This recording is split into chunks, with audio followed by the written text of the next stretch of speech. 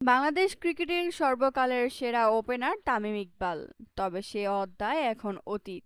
তামিম এখন আছেন বাংলাদেশ ক্রিকেট বোর্ডের অ্যাডহক কমিটির সভাপতি।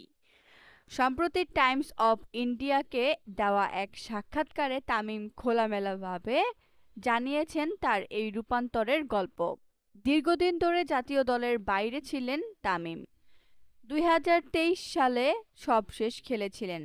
প্রায় ২ বছর বিরতি শেষে তিনি আবার ফেরার প্রস্তুতি নিচ্ছিলেন। তবে গেল বছর ২৪ মার্চ ঢাকা প্রিমিয়ার লিগের একটি ম্যাচ খেলার সময় তিনি হৃদরোগে আক্রান্ত হয়ে মাঠ ছাড়েন।